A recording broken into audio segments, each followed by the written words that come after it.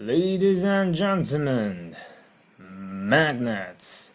They're amazing, fun to play with and well, attractive.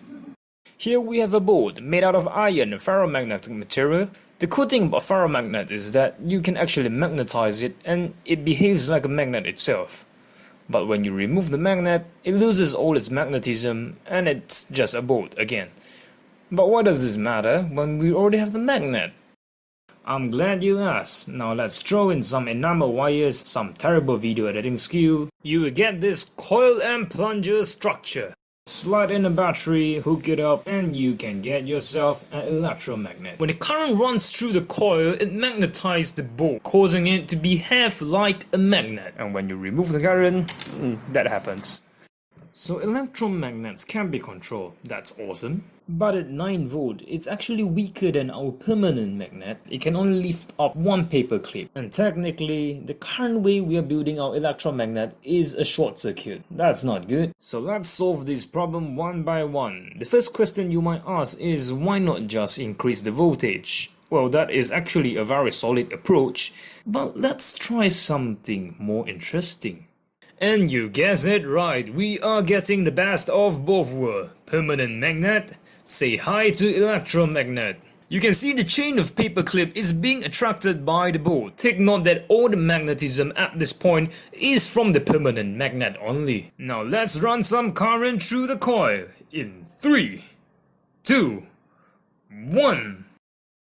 Well, that's awkward. Let's change the polarity and try again. So why do we get different result this time? Now you see, all magnets have polarity, even the ferromagnet that we magnetize too. And for electromagnets, we can determine its polarity based on the direction of the current. Back to our case, the board is being magnetized by both the permanent magnet and the coil simultaneously. So the two magnetic field either adds up together and become a stronger field, or partially cancel each other, resulting in weaker magnet. So basically, we are borrowing the strength of the permanent magnet and uses our electromagnet to strengthen or weaken it according to our need. Now, if you still want a stronger electromagnet, there's a few things you can do. Increase the number of turns of the coil, increase the cross-sectional area of the plunger, and run a higher current in the coil. Now let's go back to our problem where we were shorting the battery. You see, in this model, we only need the current for a very short moment. So ladies and gentlemen, introducing capacitor. We can charge up the capacitor using our battery. Here I am adding another capacitor parallel to the first one. What this does is to add up the capacitance to store more charges. And now our capacitors are charged up, we can disconnect them from our battery and starting to discharge it to the coil. Now you have all the essential knowledge, we are ready for our final demonstration.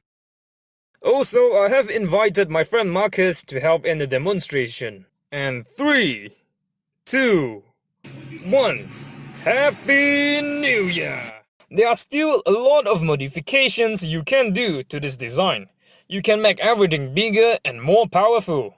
You can make it respond to sound, or light, or control it with your phone. You can even install it to a walking robot or a submarine. And many more. So let your creativity do the magic. And that's all, folks!